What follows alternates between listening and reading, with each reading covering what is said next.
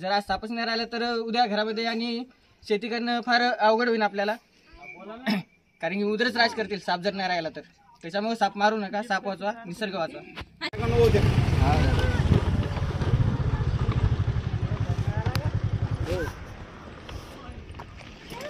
घरात आहे का बाहेर?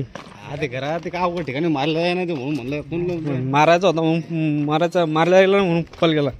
हे मला अजून नंबर त्या दिवशी तर आलते धरायले या काही येतात ते म्हणलं.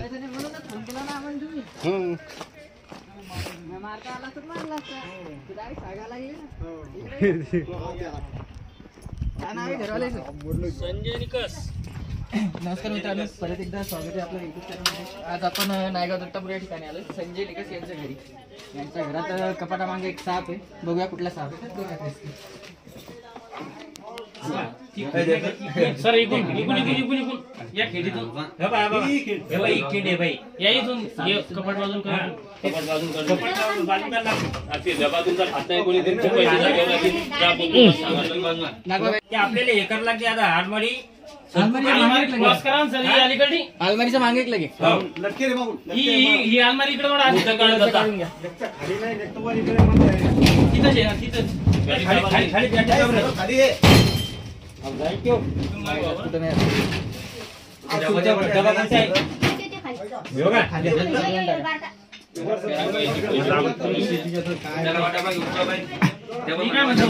मुर्द काढला ते मुर्द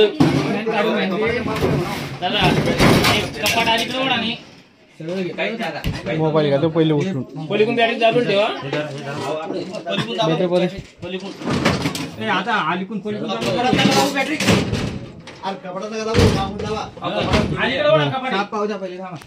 साप आहे बा. तसं नाही येत ना तुम्हाला. खाली खाली क्रॉस करा. नाही देवा आज करू का क्रॉस करा. आरमारी इकडे करतो मी. हे बा बॅटरी आहे इकडे. बॅटरी वाकवा वाकवा वाकू का हात घालून दे पाय. हो हा बाकी बा भरणी भरणी द्या का भरणी. भरणी द्या भरणी. कांची भरणी द्या. बाकी कितीवर नाही येईल. आता हा बिनविषारी साप आहे. जसलं तर काय गाडी अडचणीत होता बसेल म्हणून तुम्ही आम्हाला फोन लावला. नाही मोकळ्यात असता तुम्ही मारला. आता जरी साप चालला तुम्ही दवाखान्यात 40,000 रुपये लावता. दादा धामणी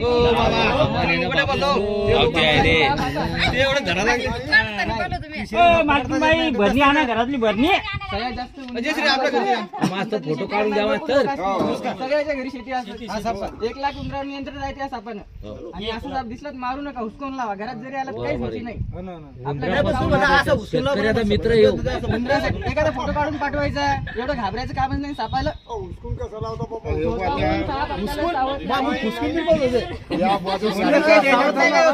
आपला जर सापाच्या अंगावर पाय पडला तर चावते. आणि आडी अडचणी साप बसले चावत नाही का. सगळे साप चावतात. पण आज चावत नाही का.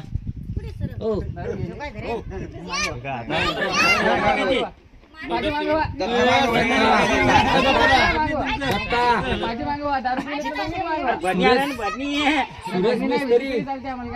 कोणाच्या ऐकण्यात आहे का. वाडीचा सुरेश मिस्त्री मी धरतो 1 लाख रुपये लागले. 1 लाख दारू पिले का एवढंच बोललो ना. दारू उतरली नंतर किती घाबरणार. त्याला एक दणका मारल होता. मग त्यानं काय केलं. ठीक आहे बरणी बसते